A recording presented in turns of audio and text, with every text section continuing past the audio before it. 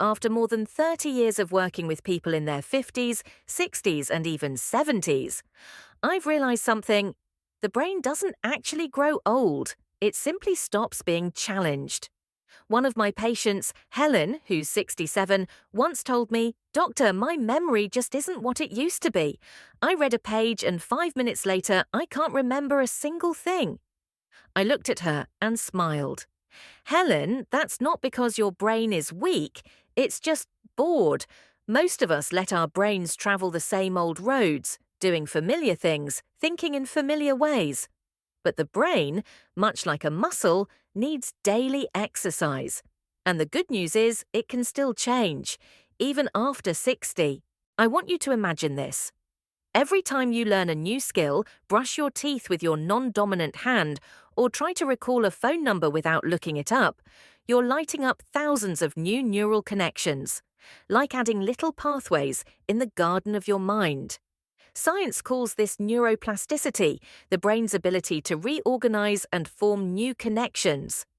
I've seen this miracle happen again and again. One elderly gentleman with mild memory loss practiced small brain exercises daily, and after just a few months, he was able to drive himself to visit his grandson. So if you ever feel your mind slowing down, don't assume it's getting old. Maybe it's just waiting for you to wake it up.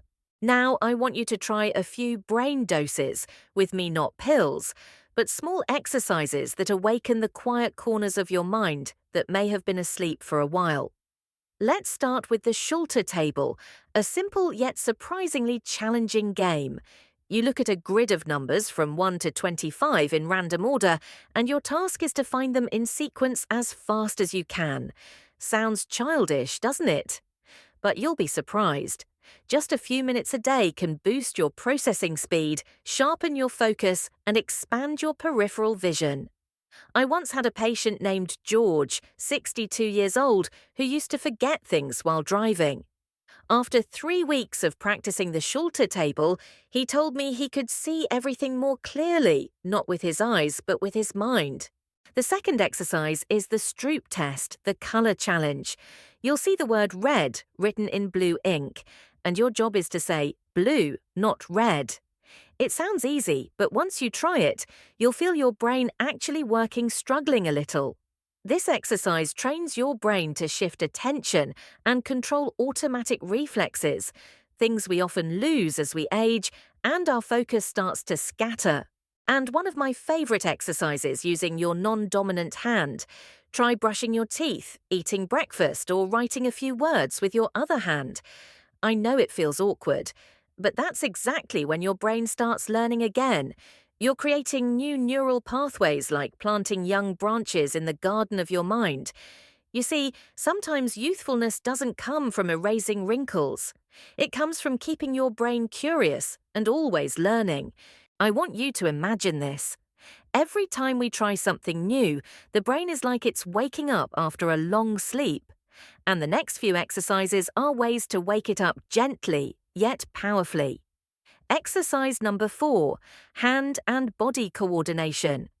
Try touching your right hand to your left shoulder, then your left hand to your right knee. Sounds simple, but as you speed up, you'll find yourself getting a little tangled up. And that's actually a good thing, because when both sides of your body work together, both hemispheres of your brain are activated, the left for logic, the right for creativity. One of my patients once told me, "Doctor, I feel like my mind unlocks every time I do this exercise." Exactly. Just a few minutes a day can help your brain coordinate more smoothly, improve reflexes, and boost concentration. Next is the blindfold exercise. Close your eyes and try writing your name, drawing a circle, or even typing a few words on your phone.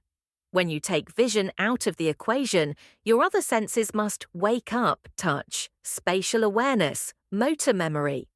That's when your brain begins to rewire and rebuild its sensory map. I once had a patient with mild balance issues, and just by practicing these simple activities, her sense of orientation improved remarkably after a few weeks. And finally, in this part, a digital detox. I know our phones are convenient, but they're also slowly weakening our memory. Try remembering a grocery list or a loved one's phone number without looking at your screen. It might be tough at first, but soon you'll find it fun because you're reactivating the part of your brain responsible for long-term memory, the one we often neglect. These exercises don't take much time, but every time you do them, you're reminding your brain, hey, I'm still alive. I still want to learn, to experience. And trust me, your brain hears it. You know, there's something I always tell my patients. We don't stop playing because we grow old. We grow old because we stop playing. And playing here doesn't mean childish entertainment. It's about keeping your mind curious, open, and willing to explore. Your brain doesn't need perfection. It just needs to be used, little by little, every day. Whether it's a game of Sudoku, a non-dominant hand exercise, or a few minutes memorizing your grocery list, these are all small, quiet ways to keep your neurons alive and fresh. So if you remember just one thing from this video, I hope it's this. Your brain is still young as long as you still want to learn. Thank you for staying with me until the end. If something in your heart moved while listening, leave me a comment, tell me which exercise you'll start with. And don't forget, take care of your brain because it's the home of your entire life.